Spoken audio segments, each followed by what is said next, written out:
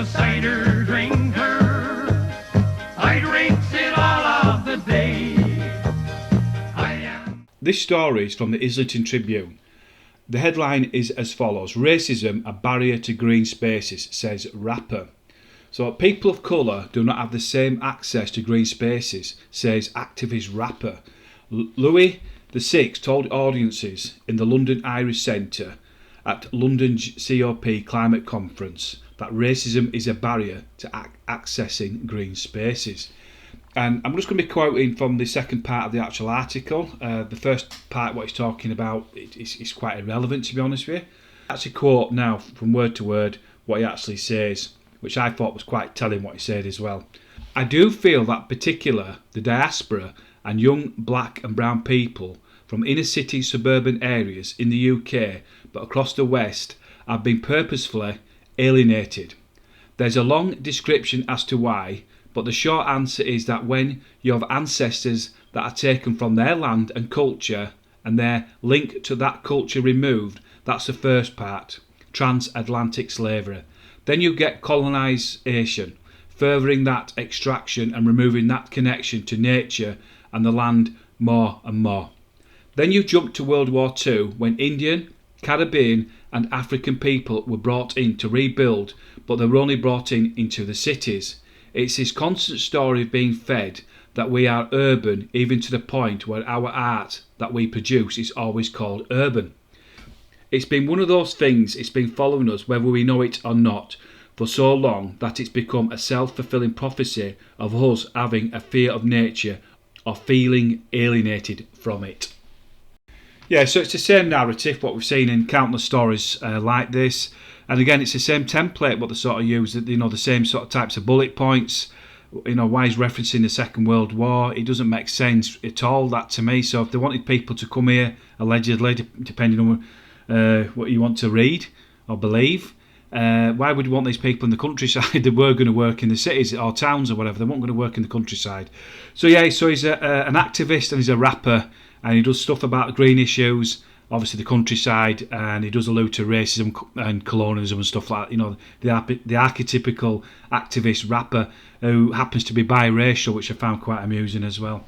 This was a story from 2023, this is December, just before Christmas this story come out, and study seeks to expose reality of racism in rural England. And basically what's happening, Leicester University is conducting a study on the extent of racism in rural England with the aim of changing attitudes and making visits to the countryside less intimidating for non-white people. It's been led by Neil Chakraborty, Director of the Centre for Hate Studies and a Professor in Criminology who's in charge of the Rural Racism Project towards an inclusive countryside.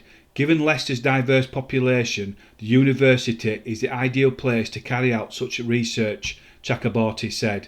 The 2-year research programme has been commissioned by the Leverhulme Trust, a large national grant-making organisation established in 1925, with the instruction that its resources to be used to support scholarships for the purpose of research and education. The project also wants to shine a light on the historic, cultural and symbolic representations of racism that are conveniently forgotten, the ways in which colonialism, empire, slavery and indentureship are embedded in our grand stately homes, statues, memorials, family, place and street names located in rural spaces.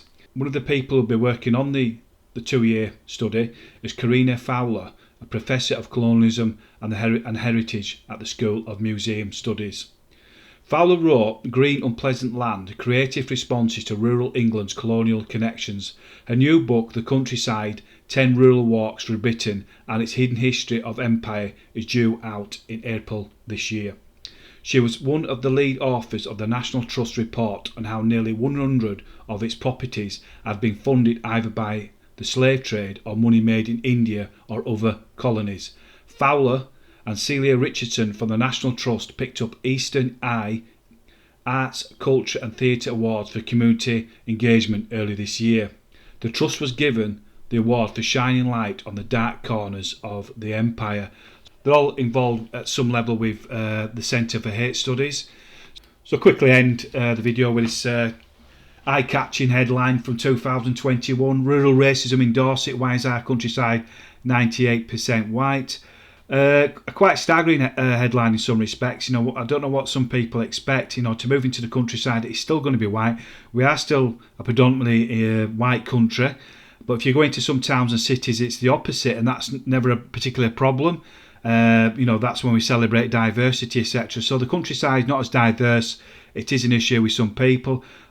So just 3 stories there. Like I said, they had one about the rapper, the activist, the study, what's going to happen, which is going to be happening this year, which is a 2-year study. And like I said, the well-documented headline from 2021, which is probably, of all the headlines I've seen, it's the most blatant, in your face. When it says the white, and if you read the article in its entirety, you are scratching your head. It's especially some of the things some of the individuals are actually saying as well. So yeah, there'll be more of these types of stories in 2024. So thanks for your continued support. Take care, God bless, and catch up with you soon. I am the cider drinker. I drink